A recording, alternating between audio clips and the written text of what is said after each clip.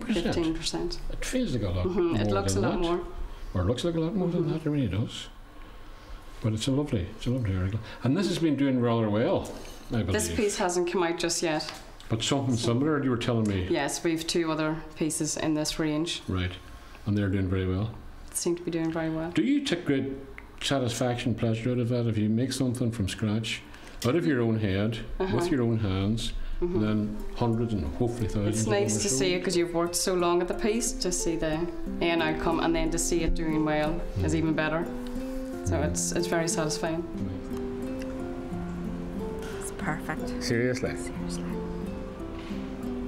Well, perfect is a bit exaggeration, but the blade, please. There's your blade. Scalpel. Cut it this way. Slant, yes. Well, perhaps perfect is an exaggeration, but the roll is only part of a larger perfection as Gillian fixes it onto the base of that classic Belleek basket weave design brought here initially by William Henshaw back in the mid-1800s. Of course, in choosing the basket weave motif, Henshaw was drawing upon one of the oldest designs known to humankind. It's a design that Tom O'Brien lives and breathes and tries to make a livelihood from. He and I are standing in the midst of some of his wares on the banks of Loch Scolban nearby his house. A lake shore is appropriate, Tom thinks, because it's in places like this that the raw materials for his baskets grow naturally. These rods here, Joe, they're stuck in the ground like that. Right. And it's what's called an upside down basket. Right. And there's only 2 places that I know of in the world that make them. One is Ireland and one is Scotland. Right. And we stick these uprights into the ground and weave it on up, and then weave the bottom last. So you make it upside down? Make it upside down. I see what you mean. Yes, and right. Europeans in particular, when we have European basket makers come over here, they love this basket because it's so strong. There's nothing like it anywhere in Europe that you can stand up on.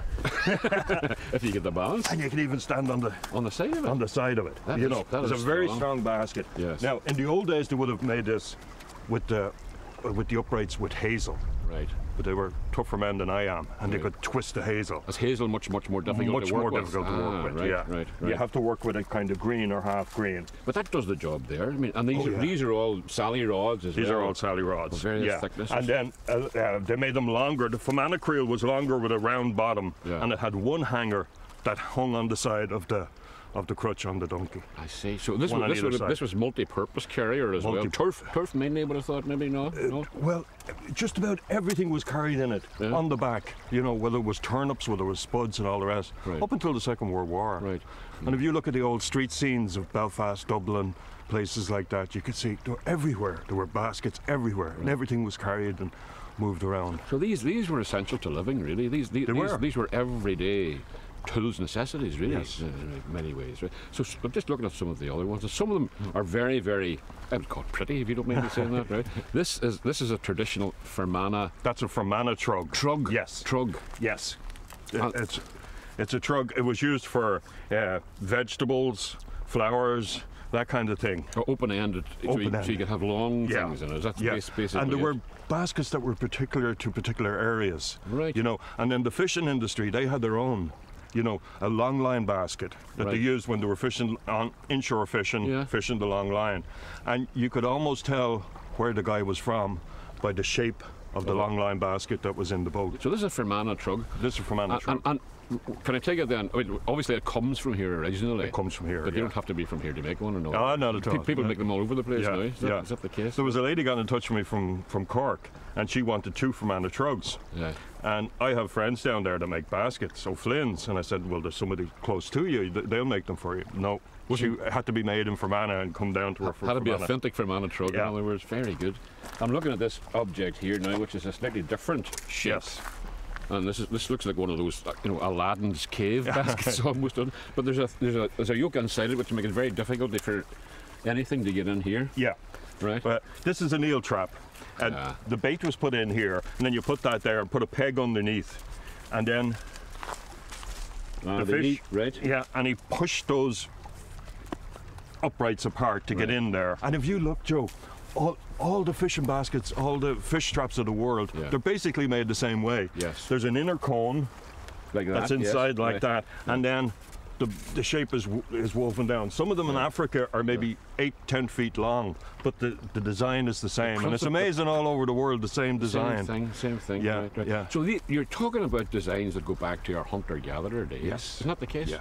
Yeah, what they reckon that this was the original. The first thing people needed, when they started walking on their hind legs, was, to have something to keep their stuff in. Yes. So they had to have something that would carry, something that you'd be able to put. So it's the original craft. Nice. And it's the simplicity of it that I find that attracts people. And you're using raw materials that grow beside you. Grow beside you, and they're renewable, so they're very green. Yeah. And all you need is a penknife. And you could imagine people with a piece of flint making these in years gone by. Yeah. Simple, yes. Green and renewable, yes. But also ingenious, skillful, and yes, artistic. Colour, form and texture are obviously aspects of the craft that Tom loves, but also its almost universal application. Anything from a suitcase to a cradle, the only obstacle being the imagination to conceive it, not the hands or tools to make it. All of these designs, of course, were conceived out of need. Each one had a practical function and answered specific requirements. Tom is an enthusiastic teacher as well as practitioner.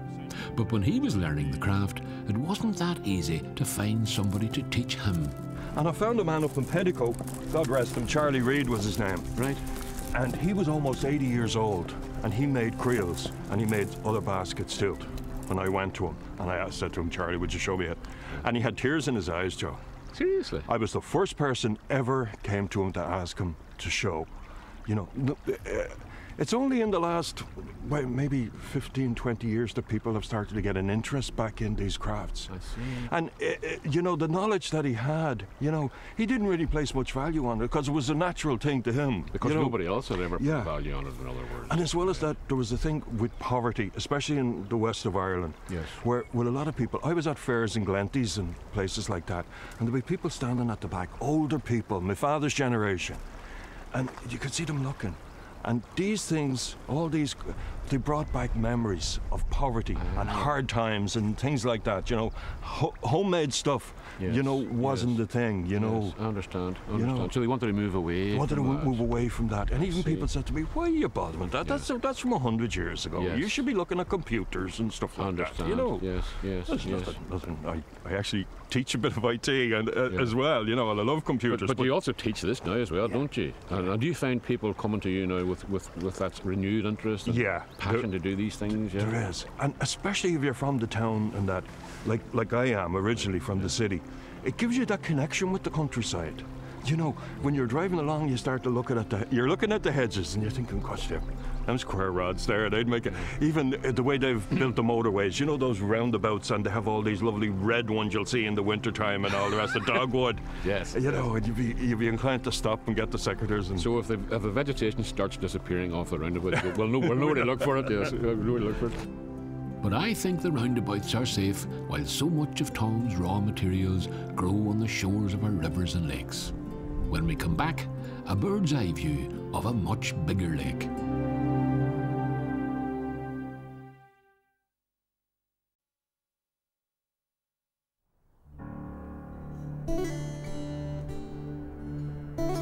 To the east of Belleek, on the vantage provided by the cliffs of Mahu, is to be found one of the most spectacular panoramic vistas in the country.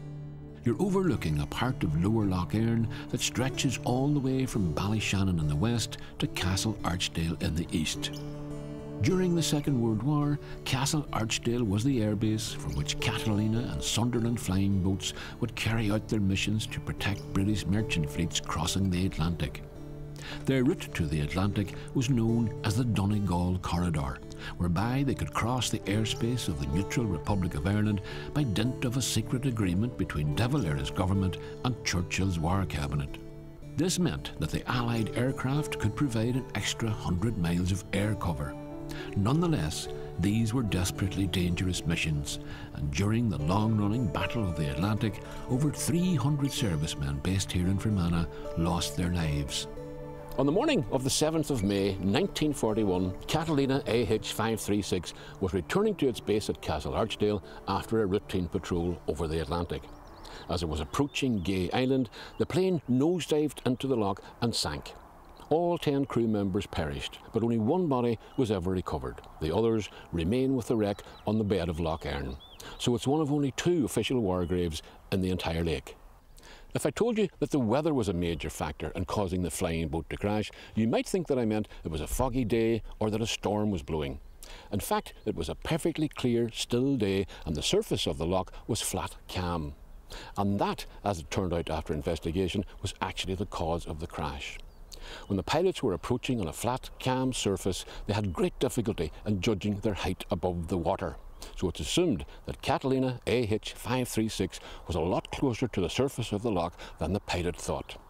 Thereafter, if a pilot was approaching on a calm day, a launch would be sent out to create a wave, and that helped the pilot judge his true height above the water.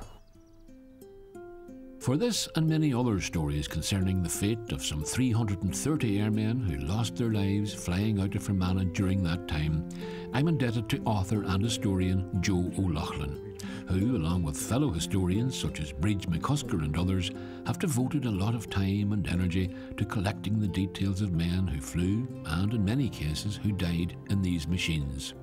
Aircraft that would, on a daily basis, have flown over Joe's head when he was a child during the war. This is a model of a Catalina, by the way, while Joe's holding a Sunderland. The point of collecting this information was to give it to the families of the airmen, who at the time had been given very little to go on. It meant so much to the families, and I think they appreciate the old Irish custom of honouring the dead, and the people of Ireland would say, okay, these lads are some other son. We'll remember them. Yeah, I understand. Yeah. We're just right here, very near the border with Donegal, and it's really the Donegal corridor we're talking about, isn't it? That's right, yeah. On Christmas Day 1940, they surveyed Lough Erne as a suitable place for flying boats at the most westerly point. That was on Christmas Day. In January, there was an agreement signed with De Valera and Mahaffey, the British representative in Dublin, to allow these planes to fly over. Because it was a lot.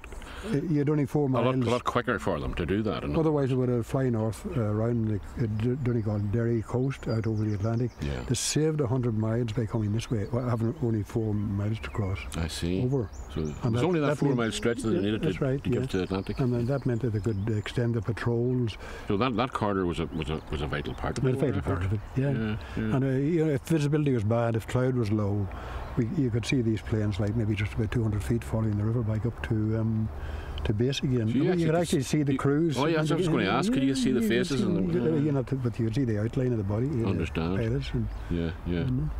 So that's actually one of these I've seen it crashing about a mile due north as the crow flies. And a fellow named Chuck Singer, he survived it, and a few years ago he got in touch with Bridge, and we had him over here.